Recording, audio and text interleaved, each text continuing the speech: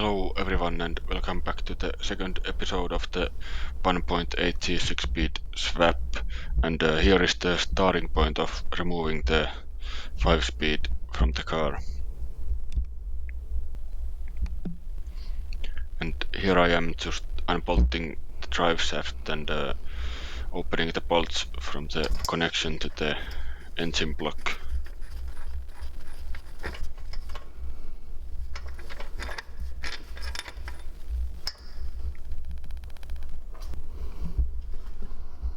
I removed the shifter box from the car and just opening all the gearbox mount bolts and so on. In this video I'm going to show you about how I did the Driveshaft Flange modification to fit the 6-speed gearbox and about the install process of the 6-speed transmission into the car.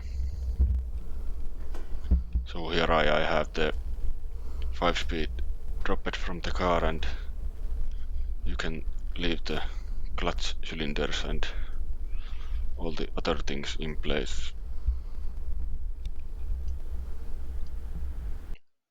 Let's talk a little bit about this Driveshaft Flange modification which I did. So on the left you can see the original 5-speed flange, and on the right is the modified product. So what I did was I removed those two needle bearings and the green plastic ring between them and took these flanges to a machinist, and I got the actual machine to the correct diameter, and also you need to drill a hole through it.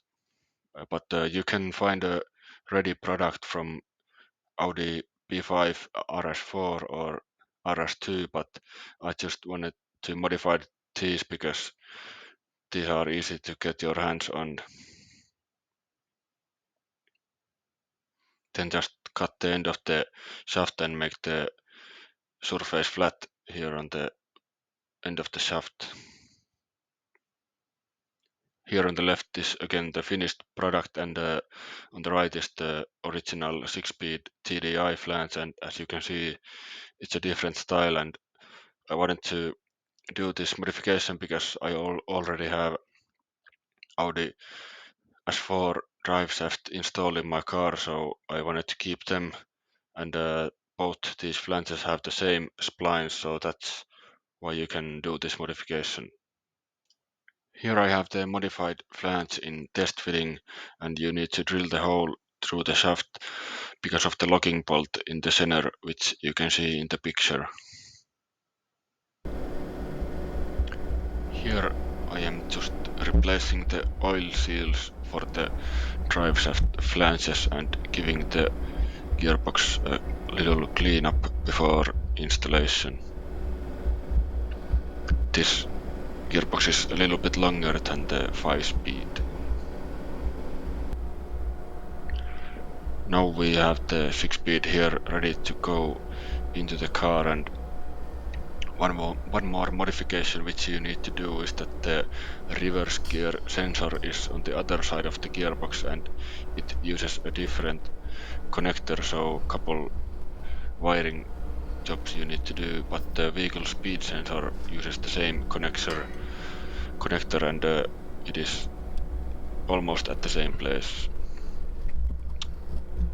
Here I am fitting the gearbox, and it was quite tight, but it helps when you tilt the engine backwards a little bit so you get more access on the upper side of the gearbox.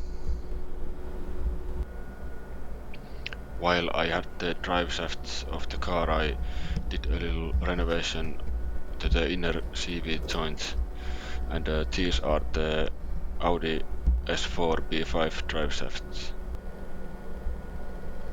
Now I have the 6-speed all installed in place, and everything did fit pretty well, and the process wasn't too hard. And next I will need to do some testing with the car in the air that does this work at all. But thank you for watching and see you next time.